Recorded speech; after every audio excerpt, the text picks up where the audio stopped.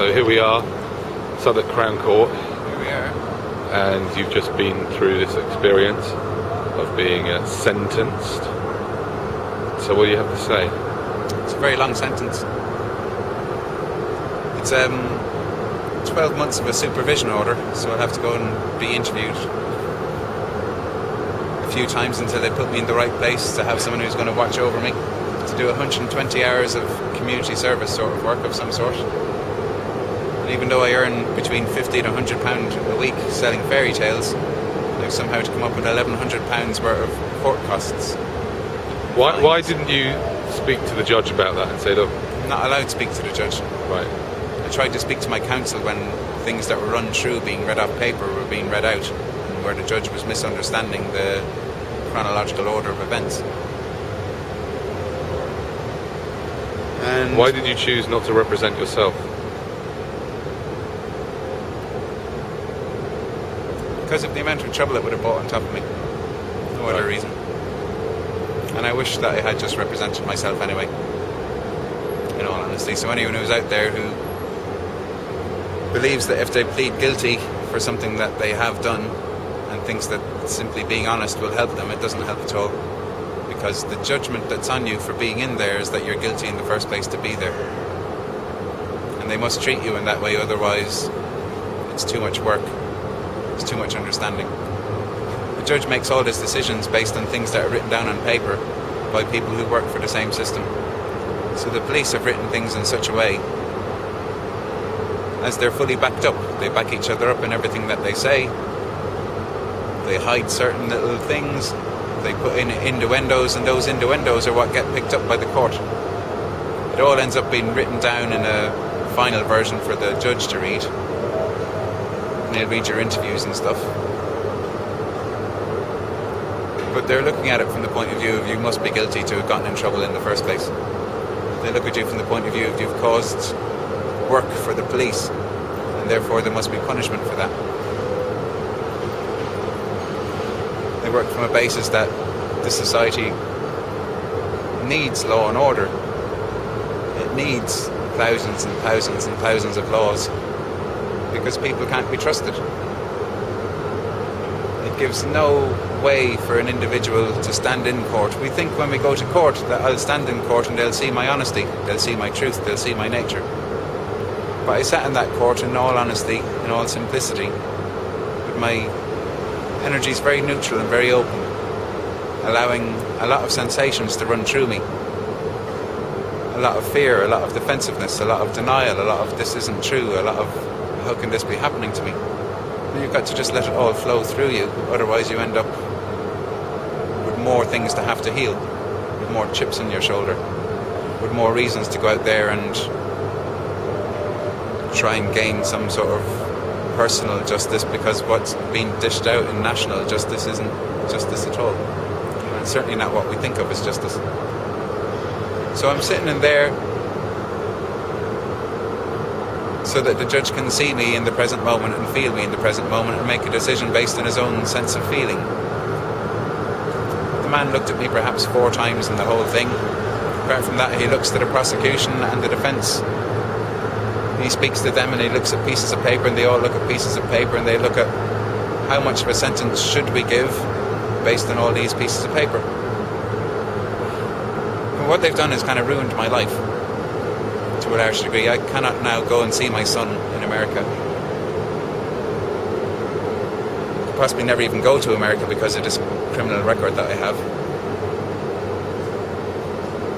So the justice of this whole situation ends up being that because I was upset that my son had been taken off to America and I not really told about it, and when I found out I was upset. And when I was upset I got drunk, and while I was drunk somebody rang the police, and when the police came I didn't think it was a good thing for them to be arresting me. And for all of that it ends up that I cannot now see my son. So I have a theory that the justice system is actually the Antichrist. And in the Bible, that you must swear on in the church, where you worship justice, it says in the Bible that Christians will be persecuted by the Antichrist. And that's exactly what I see happening here every day. is the Antichrist picking on people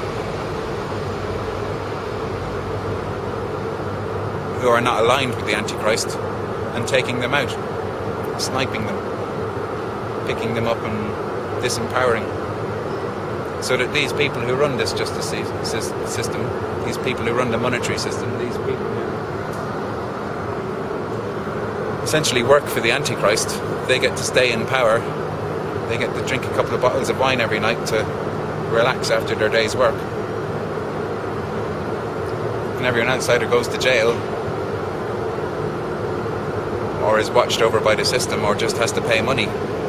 If you're making enough money off the Antichrist system of monetary control, then you can pay for your freedom. And the Antichrist is quite happy. But if you're a Christian and you just do good works, if you're a nature person and you just work with nature, if you do things out of the goodness of your heart,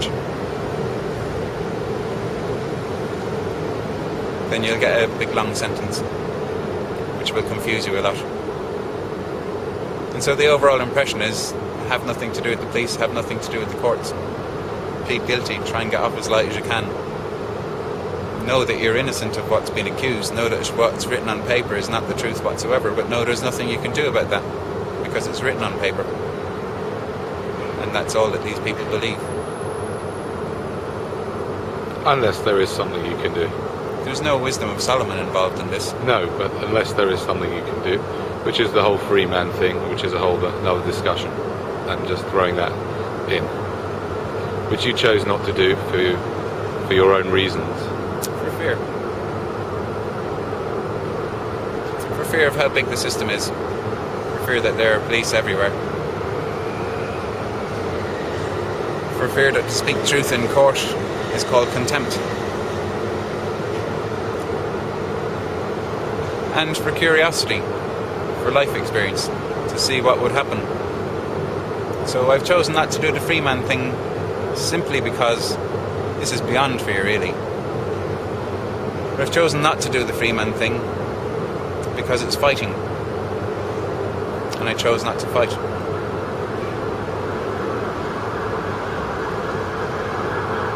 And to take on this punishment, and so what? At least I'm free of the justice system, and I have a lot of experience now to know more about the world.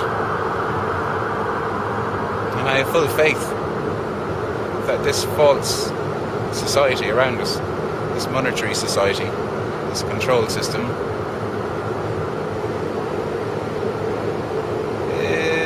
something must be happening beneath the surface. Like I said earlier, either there is spirituality or I've really wasted my life. But what I feel is going on is a lot, because I can feel, and the judge in there can't feel. That was very evident today. There's no feeling in that man. There's just a duty to his belief system, and a belief system doesn't have feelings. But I still have my feelings, and my feelings are not aligned against the world. There was anger when I was arrested. There was huge rage in me that my son had been taken away, and that there's so much injustice in this world. And I put that rage to peace inside of myself. So what matters some money with regard to having healed myself of rage? And 120 hours of community service, I don't mind. I love community service. I don't know what the experience is going to be like in this structured community service, but nonetheless I'll enjoy the people that are there, and I'll be real, and I'll be open, and I'll be honest, and I'll help people, and people will help me.